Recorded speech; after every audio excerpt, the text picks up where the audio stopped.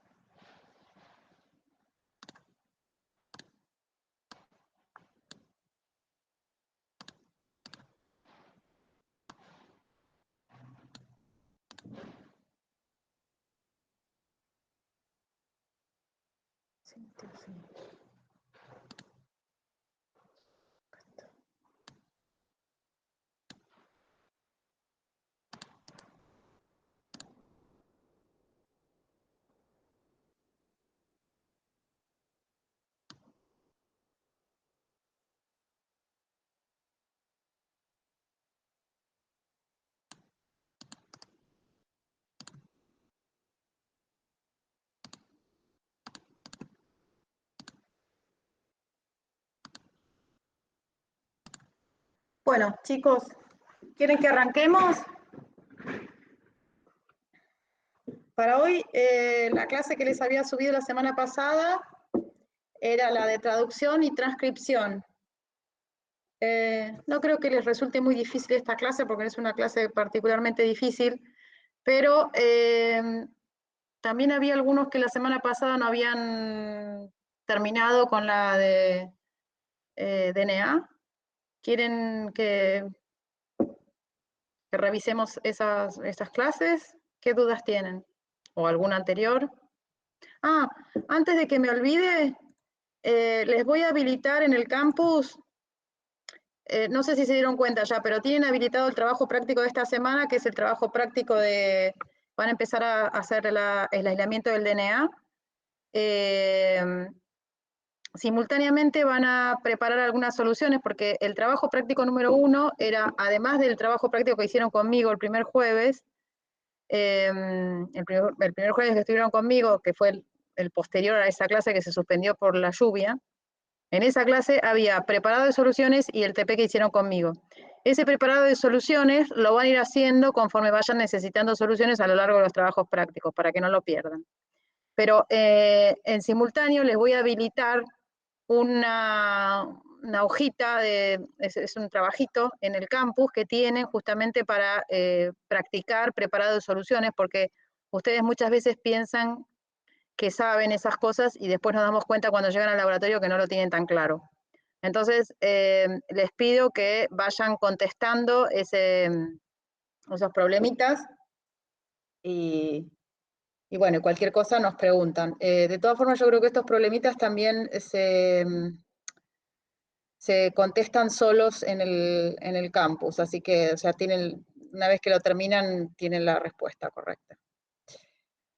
Por lo menos era así, porque esto había quedado de la pandemia y me parece que yo lo había, digamos, puesto de esa manera, pero no estoy del todo segura. Cualquier cosa, igual cualquier duda me comenta.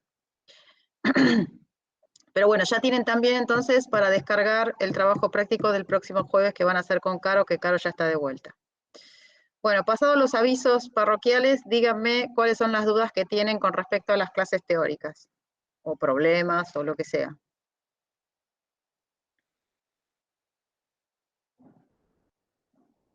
Rodrigo, vos que siempre tenés preguntas, ¿llegaste a ver las clases?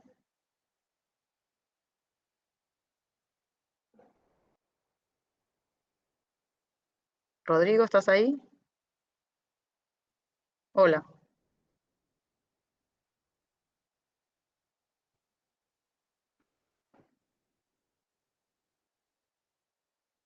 Ahí la manda Rocío. ¿La duda la manda Rocío?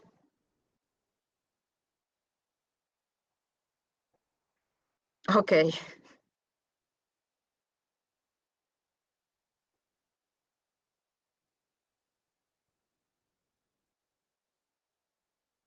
Bueno, si cualquiera de los demás tiene dudas, alguna otra, hasta que Rocío, no sé qué le pasó, que no sé si está... Rocío, ¿vos tenés micrófono?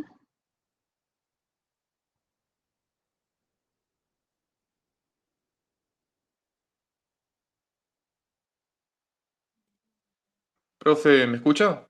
Sí, perfecto. Listo. Buenas tardes, profe. ¿Qué tal? Buenas Yo, tardes. lo que es toda la teoría, la verdad que no tengo ninguna consulta. Lo que sí, no sé si usted había escuchado sobre el anuncio que hicieron que supuestamente va a haber unas mesas de octubre, algo así. Sí, la ofrecimos en esta materia también. Ah, está bien. No sé si Eh, habría alguna posibilidad de que me habilite todas las clases, así las puedo ver y preparar directamente para octubre. eh, vos acá estás habilitado para la mitad de las clases, ¿no? Para toda la primera parte. Claro, o sea, se me va habilitando lo que están viendo los chicos, o sea, lo que está viendo la cursada regular. Por ejemplo, Ah, aquí tengo hasta transcripción y traducción tengo yo. ok. Eh, hmm. Bueno, hace una cosa, Gastón, vos tenés mi mail, ¿no? El FYHAP, te lo pongo acá en... Sí, sí, lo tengo, sí, sí. Bueno, haceme un favor, mandame tu mail a ese mail que yo te incluyo en las carpetas originales para darte acceso.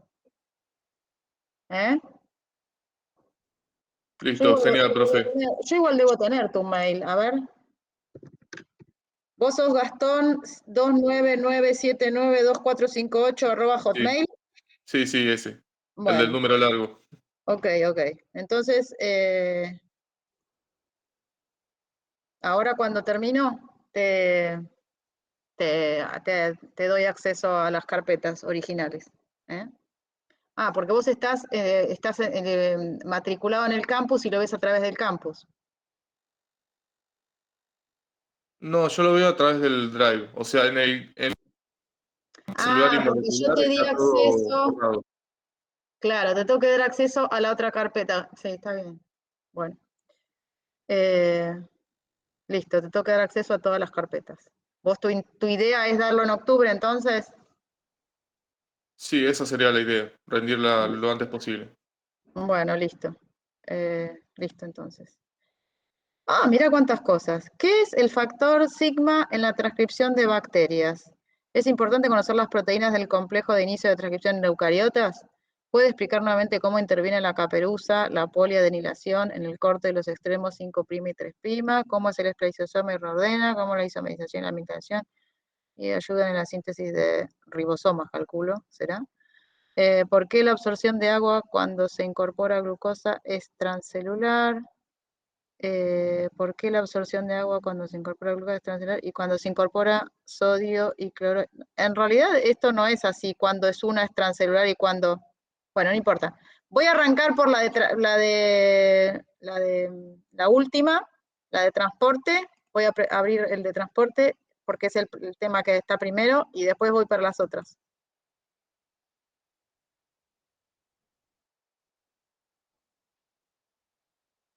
En realidad la absorción del agua es constante, digamos, ocurre en ambos, ocurre tanto ya sea transcelular como paracelular. Digamos, el transporte habitual es transcelular a través de las acuaporinas, pero cuando se requiere mucha agua, el transporte paracelular aumenta, ¿sí? Espérate que voy a poner acá. No, no era este. ¿Dónde estaba el de las acuaporinas? No abrí el que quería abrir. A ver.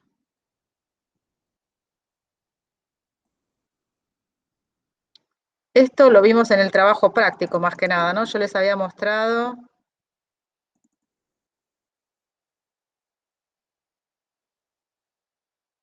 Esto. Espera. Yo les digo esto y ustedes no están viendo nada.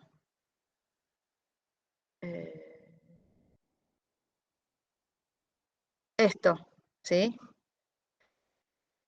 A ver, como te decía recién, el transporte paracelular entre las células se da, pero es mucho más importante el transporte que se da a través de la célula, que es el transcelular, que está dado por estas acuaporinas, ¿sí? Que en el caso de estas células epiteliales es la acuaporina 8 y 10, no importa, que están en la membrana apical, y esta, la acuaporina 3, que está en la membrana vasolateral, ¿sí? O sea, ambos son canales de agua, ustedes ya vieron los que son los canales de agua, que dejan pasar agua exclusivamente, y el pasaje mayoritariamente se da a través de las células, a través de estos canales de agua. Y acuérdense que los canales siempre transportan a favor de su gradiente electroquímico. Quiere decir que van a ir desde donde hay, digamos, de donde está más diluida hacia donde está más concentrada la concentración de solutos, ¿sí? El agua va a ir buscando disolver esa concentración de solutos. Entonces, el movimiento del agua acompaña el movimiento de sodio y de glucosa simplemente porque el sodio y la glucosa están aumentando en cantidad en la región vasolateral, entonces están aumentando la concentración de esos solutos, y entonces el agua va a pasar desde donde hay menor cantidad de solutos hacia donde hay mayor cantidad de solutos para tratar de igualar concentraciones, ¿sí? Normalmente el pasaje, como les dije, es transcelular, pero en ciertas ocasiones ocurre que estas uniones estrechas que mantienen a las dos células unidas entre sí de manera muy compacta, pueden modificar su estructura, volverse un poco más laxas, y hay cierto pasaje de agua que ocurre a través, y no solo de agua, a veces pasan otras sustancias también a través de estos de estas, digamos, de estas células, a través de estas uniones estrechas, ¿sí? Por transporte paracelular. No sé si esa era tu pregunta, si la contesté. Cuando se incorpora glucosa es transcelular y cuando se incorpora sodio y cloruro es paracelular. Claro, no sé por qué decís que cuando se incorpora sodio y cloruro es paracelular. ¿En esta será? ¿Que vos te estás confundiendo con esto? O sea, esto te está diciendo que también es transcelular.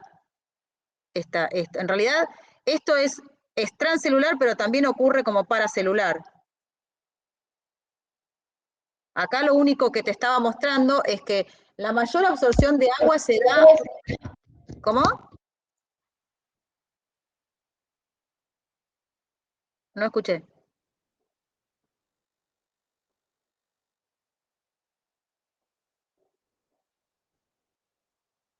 Si no, escribímelo. La mayor absorción de agua se da a nivel del colon, ¿sí? Que está formado por estas células que son los colonocitos, ¿sí? Y que tienen estos antiportadores en la membrana apical que permiten el pasaje final de sodio y cloro hacia la parte vasolateral. Entonces también se está aumentando la cantidad de estos sustratos que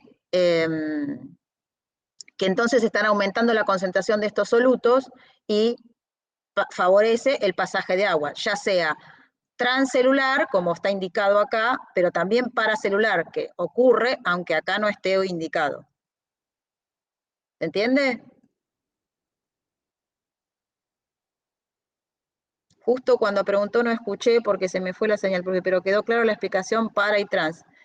Que lo que le decía es que en este caso del colonocito, o sea, en este caso, no es que el transporte acá es solo transcelular, no. Acá está graficado como transcelular, pero en realidad también hay transporte paracelular. También a este nivel del colonocito, yo le decía que en el colon es en el sitio, digamos, donde se produce la mayor absorción de agua, y se da gracias a la presencia de estos dos antiportadores que transportan, que finalmente lo que ocurre es que tanto el sodio como el cloruro pasen hacia el lado del vasolateral, aumentando la concentración de solutos. Y entonces pasa como acá, digamos, en ambos casos se aumenta la concentración de solutos de la región vasolateral y entonces se favorece el pasaje del agua, ya sea a través de las acuaporinas, que sería transcelular, o paracelular, que sería a través de las uniones estrechas, ¿sí? Como acá. Esto sería transcelular, pero también ocurriría un pasaje a través de las uniones estrechas. ¿Se entiende? Ahora, Rodrigo. Ok. Rocío también. Bien. Entonces ahora voy a la otra pregunta, a ver, ¿cuáles eran las otras preguntas? Vamos a, ¿qué es el factor sigma de transcripción de bacterias? Bueno, esperen que voy a abrir. El factor sigma de transcripción es el único factor que le permite a la RNA polimerasa de bacterias iniciar la transcripción. Esperen que voy a buscar la clase así. Así como en el caso de las células eucariotas. Esperen que voy a cerrar algo porque si no se me hace un lío.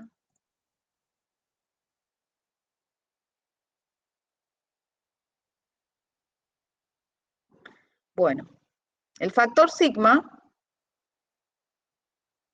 ¿dónde estaba? Acá.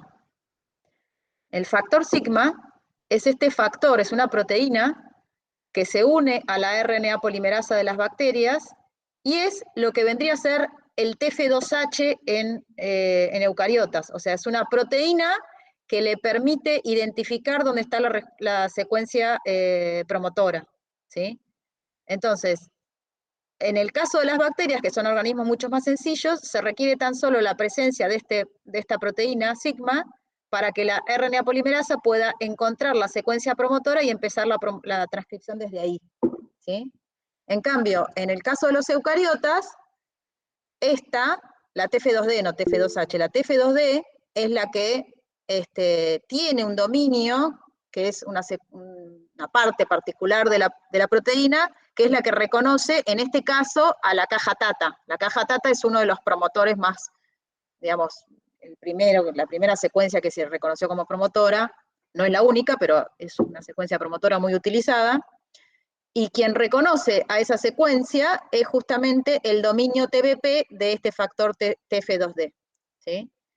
Pero luego no es que simplemente esta proteína une a la RNA polimerasa y arranca la transcripción, sino que se requiere la llegada de otras proteínas, la TF2B, la TF2C, la TF2H y otro montón de factores que también se requieren. O sea que este complejo de inicio de la transcripción está formado por múltiples proteínas. Todas ellas colaboran para que la RNA polimerasa se posicione en el inicio digamos, en el inicio de la transcripción, ¿sí? Y ahí arranque, lo que se conoce la posición +1, ¿sí? Que es el inicio de la transcripción. Y la colita CTD que tiene la RNA polimerasa 2 de eucariotas es importante porque es justamente la que, cuando se fosforila en determinados aminoácidos, es la que la fosforilación de esa cola CTD de la RNA polimerasa es lo que da inicio a la transcripción. Cuando ocurre esa fosforilación en esos aminoácidos determinados, se desmonta todo este complejo y arranca la transcripción. Me preguntaron si ustedes se tenían que saber de memoria todo esto, todos estos nombres. No, de ninguna manera. Lo que sí tienen que saber es que en el caso de los eucariotas hay muchas proteínas, ¿sí?, que se requieren para formar esto que es el complejo de inicio de la transcripción, ¿sí?, y que se van armando de manera secuencial. Se pueden acordar, sí, que una de ellas es justamente la que reconoce a la secuencia promotora, y que a partir de eso, de esa primera que se une, se van montando las demás, ¿sí?, para formar un complejo macromolecular formado por muchas proteínas que permiten posicionar a la RNA polimerasa. Y que recién, cuando se fosforila la cola CTD de la RNA polimerasa 2 en ciertos residuos, es donde se inicia la transcripción. Y para eso también inicialmente, o sea, una vez que se fosforila, se desmonta todo ese complejo macromolecular que se había formado, el complejo de inicio macromolecular que se había formado, ¿sí? Ahí aclaré algunas de las preguntas que me preguntaron. La caperuza, la polidenisión en el corte de los extremos 5 y 3'. ¿En el corte de los extremos? ¿Por qué en el corte? A ver, hasta ahora la primera y la segunda pregunta quedaron claras, chicos. ¿Qué es el factor sigma y lo de, bueno, el inicio de transcripción en eucariotas? ¿Quedó claro? Ah, pará, acá había más. Nico me dice, ¿es análogo al cofactor de una enzima? No, no. A ver, podría llamarte un cofactor de la enzima, pero en realidad no se le llama cofactor a esto. En general, el término cofactor generalmente se utiliza o para moléculas que no necesariamente son proteínas. Más bien, el factor sigma es, bueno, es otra proteína necesaria para el inicio de transcripción. Sí, podría llamarlo cofactor, la verdad que sí, pero no necesariamente se llama cofactor, no necesariamente no habitualmente se le llama cofactor, pero bueno, podría ser un cofactor, sí, porque si nos vamos a la etimología de la palabra, es un factor que también se requiere para el inicio de la transcripción junto con la RNA polimerasa, así que podría llamarlo también un cofactor. Pero en verdad para no, digamos, enredarnos tanto, es la proteína que permite que la RNA polimerasa reconozca a la secuencia promotora. Eso es lo importante. No me interesa que se acuerden si es un no o un cofactor. Me interesa que se acuerden que esa proteína es una proteína que le permite a la RNA polimerasa reconocer la secuencia promotora. ¿Y por qué eso es importante? Porque si no estuviera esa proteína para reconocer la secuencia promotora, la RNA polimerasa no puede iniciar la transcripción. ¿Está? Entonces, de nuevo, este es bien un ejemplo claro para que ustedes entiendan lo que me interesa a mí que se acuerden. Me interesa que se acuerden qué hace esa proteína, ¿sí? Y por qué es importante, ¿sí? La secuencia promotora es la secuencia en el DNA que dice, bueno, a partir de acá se empieza la transcripción. Y el factor sigma de las bacterias, en este caso, lo que hace es reconocer esa secuencia promotora y unir a la RNA polimerasa, ¿sí? Tarea similar a la que hace la TF2D en eucariotas. Lo que pasa es que la TF2D solita no puede reclutar a la RNA polimerasa. La TF2D lo que hace es reconocer la secuencia promotora y después se van montando otras, a veces cientos de proteínas que se requieren para que finalmente se articule toda esa estructura macromolecular que permite el anclaje de la RNA polimerasa. Y a partir de ahí se arranque la transcripción. ¿Sí? ¿Se entiende eso? ¿Se entiende lo importante?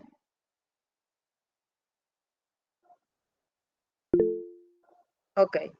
Bueno, entonces, asumiendo que esas dos primeras preguntas están explicadas, voy a ir a la pregunta que dice, ¿puede explicar nuevamente cómo interviene la caperuza, la poliadenylación en el corte de los extremos 5 y 3'? No, no se cortan los extremos 5 y 3'. A ver, no, eso no es así. Una vez que empieza la transcripción, acá, y acuérdense que la RNA polimerasa también polimeriza desde el extremo 5' hacia el 3', tal como ocurre con la ADN polimerasa. Entonces, el primer extremo que sale del RNA que está siendo sintetizado es el extremo 5'. Ese extremo 5' es protegido por la adición de esta 7-metilguanosina en ese primer nucleótido, ¿sí? No es que lo corta, acá no se corta, sino que simplemente se le adiciona, ¿sí? Hay 3 proteínas que secuencialmente adicionan esa 7-metilguanosina para proteger ese extremo 5', ese primer nucleótido, ¿sí? Esas proteínas que montan... Ahora no puedo, Agus.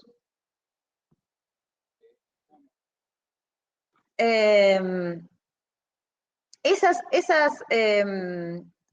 proteínas que se montan, esas 3 proteínas, que son estas 3, que van a permitir el anclaje de esa 7-metilguanosina en el nucleótido 5' del RNA que se está sintetizando, están inicialmente también unidas a esa cola CTD de la RNA polimerasa. Por eso la cola CTD de la RNA polimerasa es tan importante, porque de acuerdo a qué residuos, qué aminoácidos tenga fosforilado esa cola, va a permitir o no la unión de estas proteínas. Entonces, digamos, la diversificación en la fosforilación de los distintos aminoácidos de la cola CTD permite que se vayan anclando unas y otras proteínas en función de en qué momento se requiere de la actividad de esas proteínas. Es decir, inicialmente la cola CTD se fosforila, como les dije antes, para iniciar la transcripción.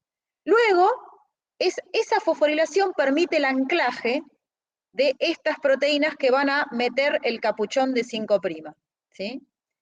Y que va a proteger a ese extremo 5' de la degradación. Pero luego, esos aminoácidos que estaban inicialmente fosforilados se cambian por otros, o se fosforilan otros, o se desfosforilan, o sea, cambia ese patrón de fosforilación de los distintos residuos, y entonces va permitiendo que las proteínas que estaban inicialmente pegadas, las que formaron la caperuza, como ya no se requieren una vez que ya la formaron, se despeguen, dejan de ser afines y se despeguen, y entonces se empiezan a pegar proteínas que participan, por ejemplo, en la maduración, ¿sí? en el corte de los intrones, la salida de los intrones y la unión de los exones. Para finalmente también, cuando se acerca el final de la transcripción, esas mismas vuelve a cambiar ese estado de fosforilación de la cola CTD y permite la unión de las proteínas que van a reconocer el final de la transcripción, que es una secuencia particular, y generar el corte, ¿sí? Y a partir de que se genera el corte, una vez que se genera el corte, la poliadenilasa es la que incorpora la cola de polía. Recuerden que la poliadenilasa es, o sea, una vez que se genera el corte, ¿sí? Que el corte se genera por estas dos proteínas, ¿sí? Que fíjense que están unidas a la cola CTD, como les dije recién, ellas reconocen la secuencia de final de transcripción y permiten el corte.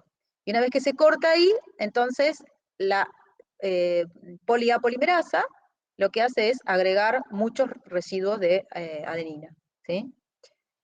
Y además se unen también estas proteínas de unión a la polía, que son estas acá en verde, que también protegen a esa cola de polía. Entonces, el capuchón del 5' y esta polía, junto con estas proteínas, protegen los dos extremos del RNA, ¿sí? Y en el medio, como les contaba recién, esta forma, esta estructura que se llama esplesiosoma, que es una estructura que está formada tanto está formada por ribonucleoproteínas, que son proteínas que tienen, en realidad no son proteínas, son ribonucleoproteínas, porque son moléculas que tienen tanto una parte formada por aminoácidos, es decir, proteica, de base proteica, y otra secuencia que está formada por RNA, ¿sí? O sea, una secuencia de ribonucleótidos. Entonces son ribonucleoproteínas porque son moléculas que están formadas por aminoácidos y por ribonucleótidos, ¿sí? Se asocian entre sí y forman estas estructuras que permiten la eliminación de los intrones y la unión de los exones, para unir los exones entre sí y eliminar los intrones. Esto obviamente es lo que ocurre en una célula eucariota superior, ¿sí? Una célula eucariota digamos, donde hay intrones, ¿no? Porque si no hay intrones, digamos, todo esto no se necesita. Entonces, pero sí, en células eucariotas superiores, ustedes saben que los exones están metidos o intercalados entre grandes secuencias intrónicas, y esas secuencias intrónicas no están en el RNA mensajero maduro final, sino que se eliminan. Bueno, este esplesiosoma es quien permite ese reordenamiento, entonces permite la salida de los intrones y la unión de los exones. ¿Se entendió?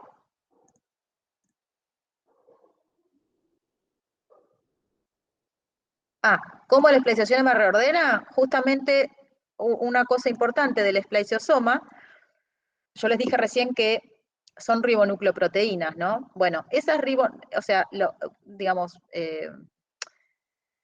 se vio que para el reordenamiento, la parte de ribonucleótidos de estas ribonucleoproteínas es elemental, ¿sí? Porque justamente es la que permite formar estos puentes de hidrógenos con parte de los intrones y posicionarlo de forma tal que digamos, bueno, vieron que hay una A particular de esa secuencia intrónica que es reconocida por esta proteína, ¿sí? Y se forma como este bucle. Entonces, la formación de puentes de hidrógenos entre la parte de RNA de las ribonucleoproteínas y la región intrónica permiten que esa característica la posicionan, digamos, o permiten plegar el intrón y posicionar a esa A característica de forma tal de que pueda hacer un ataque nucleofílico hacia el inicio del intrón, ¿sí? O lo que sería el final del exón, en este caso. Y una vez que ocurre eso, después, o sea, ¿qué significa el ataque nucleofílico? Que ahí esta A queda unida, en este caso, a esta G, y entonces ahora queda el extremo de ese exón libre que permite entonces atacar a el inicio del otro axón. Y fíjense cómo también la parte de ribonucleoproteica de esta ribonucleoproteína es la que permite también el posicionamiento del inicio de ese segundo axón para permitir que el axón que recién fue clivado pueda atacar o sea, el final de un axón ataque al inicio del exón siguiente, ¿sí? Es como que produce un acercamiento, ¿sí? Entonces, ese acercamiento, ese plegado del intrón y acercamiento del final de un exón con el inicio del otro exón, es lo que está posibilitado gracias a estas ribonucleoproteínas que con sus ribonucleótidos forman enlaces de Watson y Crick con la región intrónica. Y entonces se elimina el intrón y los exones se unen. ¿Se entendió?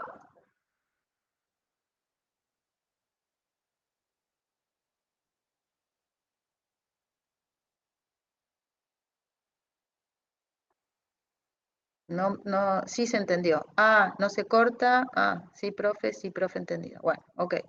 Entonces ahora vamos a la otra que dice, ¿cómo la isomerización, no sé qué, isomerización, no sé qué es eso, y la metilación ayudan en la síntesis de ribosomas en el nucleolo? A ver, ¿a qué te estás refiriendo con eso? Ah, ya sé a qué. El procesamiento del RNA, decís vos. Bueno, así como los RNA mensajeros que codifican para proteínas. Inicialmente, o sea, acá lo importante que tienen que tener en cuenta es que cuando el transcripto se sintetiza, lo que se sintetiza es lo que se conoce como transcripto primario, que se llama, el transcripto primario es el transcripto de RNA donde todavía no perdió los intrones. Cuando pierde los intrones y se unen los exones y tiene la caperuza y la cola de poli A, ese es lo que se conoce como RNA mensajero maduro, que está listo para salir del núcleo e ir al citosol y ser traducido. ¿Está? ¿Se entiende la diferencia entre transcripto primario y mensajero maduro? Bueno, asumo que sí. Entonces, lo mismo, una cosa similar ocurre con el RNA ribosomal que forma parte de los ribosomas. Los ribosomas, así como el esplaicisoma está formado por ribonucleoproteínas, los ribosomas también son ribonucleoproteínas. ¿Saben quién más también es una ribonucleoproteína? La telomerasa. Porque se acuerdan que la telomerasa también tenía una molécula de RNA dentro de su estructura proteica, ¿sí? El ribosoma también, ¿sí? El ribosoma tiene una estructura, tiene moléculas de RNA dentro de su, digamos, acopladas con su estructura proteica. Y de hecho, tal como ocurre con el esplaicisoma, con las ribonucleoproteínas del esplaicisoma, en el caso de los ribosomas, también, fíjense acá están todas las moléculas de RNA, también cumplen una función que incluso es no sé si más importante, pero es esencial para la función que cumple el ribosoma. O sea, si no tiene esas moléculas de RNA, no podría actuar como ribosoma, ¿sí? Y supongo que vos te estás refiriendo a el procesamiento, de cómo se obtiene el procesamiento del RNA ribosomal, porque ahora no me acuerdo dónde está la... A ver si lo encuentro. Acá. Te referís a esto. O sea, así como les decía recién, el transcripto primario que codifica para cualquier proteína sufre una serie de modificaciones y lo transforman en un RNA mensajero maduro. En el caso de la parte de RNA que forma parte de un ribosoma que se sintetiza en el nucleolo, también se sintetiza inicialmente como un precursor inmaduro, ¿sí? Que es el que está mostrado acá arriba. Fíjense que este no tiene la cola de poli A, pero este RNA mensajero, que es, digamos, inmaduro, que se sintetiza como una única molécula, sufre una serie de modificaciones químicas, ¿sí? Que son, como decía, las isomerizaciones y las metilaciones, y son esas modificaciones químicas que sufren esas bases de ese transcripto primario inmaduro, son las que permiten reconocer dónde se tienen que generar los cortes para sintetizar los RNAs maduros que van a formar parte de esos ribosomas. Los ribosomas, o sea, este transcripto primario tiene los tres moléculas de RNA que van a formar parte de los ribosomas maduros, ¿sí? El 18S, que es el que se incorpora en la subunidad menor del ribosoma, y en la subunidad mayor del ribosoma se incorpora el 5.8S y el 28S, ¿sí? Dos moléculas. Entonces, esta molécula va a formar parte de la subunidad menor del ribosoma y estas dos van a formar parte de la subunidad mayor del ribosoma. Pero inicialmente se sintetizan como una única molécula. Luego, esa única molécula de RNA que se sintetiza sufre modificaciones químicas que indican a proteínas que están en el nucleolo dónde se tienen que generar los cortes. Y a partir de eso se sintetizan finalmente, se procesan, mejor dicho, este RNA transcripto maduro, se procesa para dar origen a los 3 RNA ribosomales que van a formar parte de las subunidades del ribosoma. Todo esto ocurre en el nucleolo, ¿sí? De hecho, el RNA que forma parte de la telomerasa también se sintetiza en el nucleolo, ¿sí? Entonces, la parte de RNA, los ribonucleótidos, que van a formar parte tanto de los ribosomas como de la telomerasa, se sintetizan en el nucleolo. Y luego tienen que salir del nucleolo, perdón, no salen, se sintetizan en el nucleolo. Ahora bien, la parte proteica, tanto de los ribosomas como de la telomerasa, se sintetizan como cualquier otra proteína. Se genera un transcripto primario que se procesa como RNA mensajero maduro, sale del núcleo, se traduce en el citoplasma y luego entra esa parte proteica y se acopla dentro del nucleolo. Y del nucleolo, ahí una vez que se acopla la subunidad menor con su RNA correspondiente, la subunidad mayor con sus 2 RNA correspondientes, la telomerasa con su RNA correspondiente, recién ahí abandonan el nucleolo, abandonan el núcleo, van al citosol, y bueno, en el caso de la telomerasa no, porque no abandona el núcleo, porque se utiliza en el núcleo, pero en el caso del ribosoma, abandonan el núcleo y se utilizan luego las subunidades ya maduras, acopladas con sus RNAs correspondientes, en el citosol para ser utilizadas. ¿Se entiende eso?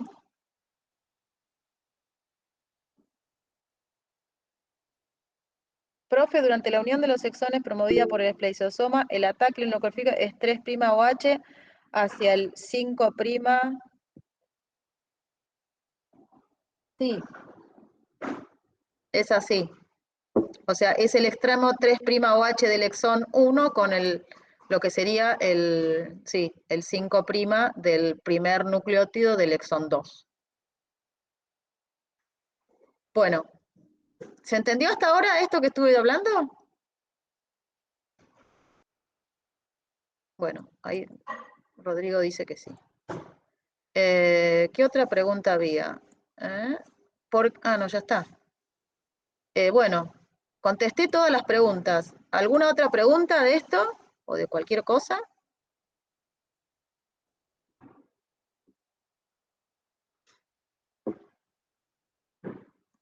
Díganme algo. Sí, no, blanco, negro, ¿me entendieron? ¿Están ahí? Denme una señal.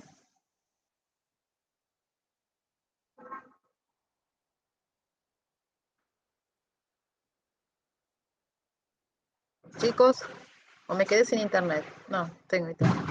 ¿Puede explicar algo del periodo refractario controlado por la metilación? No me quedó muy claro. Ok. Sí, eso en realidad es... sí, ahí voy, Luisa. ¿Vos tenés una pregunta? Sí, pero bueno, dale. las proteínas activadoras, profe. ¿Las proteínas cómo, perdón? Las proteínas activadoras. ¿Siempre están? ¿Cuáles? ¿Activadoras? El potenciador y el que está en esta descripción. En el caso sí, en general, casi todos los genes de células eucariotas superiores tienen proteínas activadoras, sí, todas, sí. Tienen proteínas activadoras o factores de transcripción también, son sinónimos, ¿no? Que estimulan la transcripción. Hay algunas que estimulan y otras que inhiben, ¿sí? Y el conjunto de todas ellas es lo que te dice, digamos, cuántas veces se va a iniciar la transcripción de un determinado gen, pero ese inicio de la transcripción de un determinado gen está, digamos, determinado por todas estas proteínas que actúan como activadores o como inhibidores. Pero sí, todos los genes de las células eucariotas superiores tienen activadores e inhibidores. ¿Se entendió? Sí, profe, quedó claro. No me acuerdo qué era lo que tenía que hacer. El periodo refractario. El periodo refractario significa que, porque en el caso de las células eucariotas, eso es para la replicación, me decís, ¿no? Era de la replicación.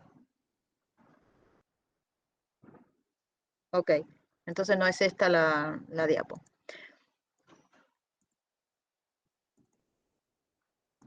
En el caso de las células procariotas, tenés que tener en cuenta que, digamos, tienen ciclos mucho más cortos, y entonces ciclos de celulares mucho más cortos, son células más sencillas, y entonces se dividen cada 20 minutos, con lo cual replican su DNA cada 20 minutos. Entonces,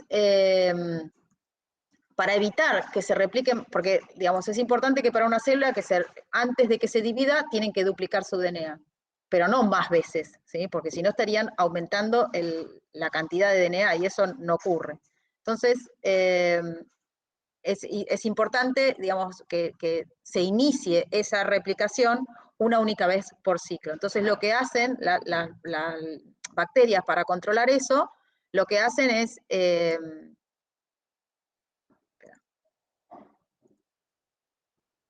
metilar una secuencia particular del origen de replicación, ¿sí? Entonces, para que pueda iniciar la replicación, ambas cadenas, o sea, mejor dicho, los nucleótidos de ambas cadenas del origen de replicación tienen que estar metilados, ¿sí? Entonces, cuando se inicia la replicación y están hemimetilados, ¿qué quiere decir? Que una cadena tiene los nucleótidos metilados y la otra no, porque recién se empezó a sintetizar. Entonces, en esa condición no puede haber un nuevo inicio de la replicación, ¿sí?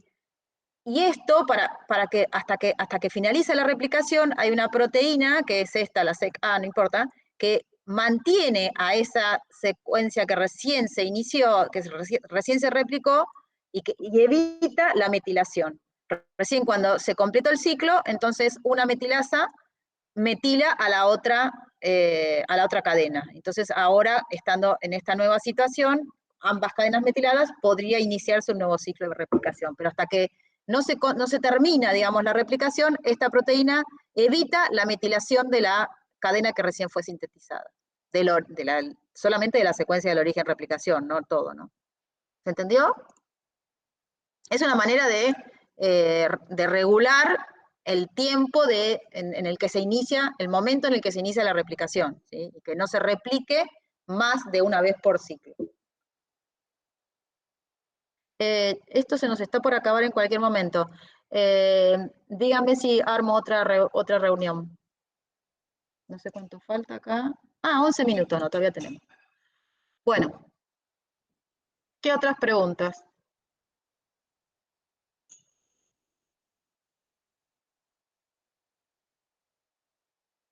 Yo no tengo más consultas, me dice Rodrigo. Bueno, el jueves entonces,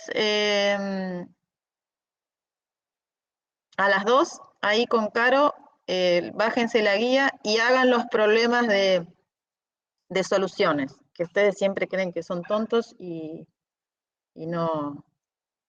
ya se lo saben y después nos damos cuenta de que no es así. Así que yo ahora se los voy a habilitar, ni bien termino la clase, se los habilito. Bueno, entonces si no hay más consultas, dejamos acá.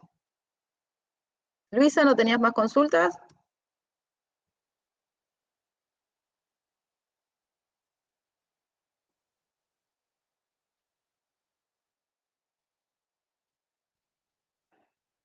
¿Nada? ¿Silencio total? Bueno, listo, Rodrigo, entonces nos vemos el martes que viene. Ahora, Gastón, también te habilito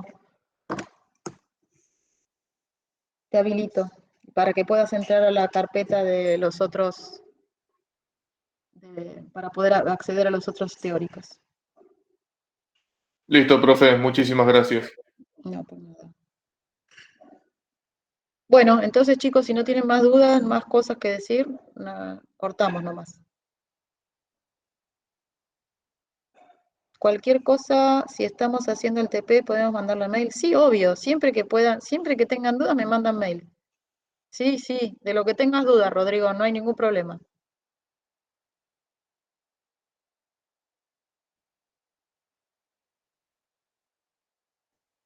Nada más, si quedan dudas y yo no te lo, porque a veces por el mail explicando por ahí, digamos, no queda muy claro, así que cualquier duda de TP, de seminario, lo que sea, también me las pueden sacar acá, en estas clases de acá.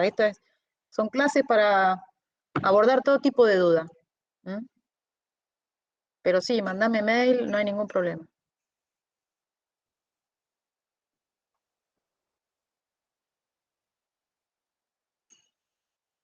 Bueno, chicos, entonces nos vemos.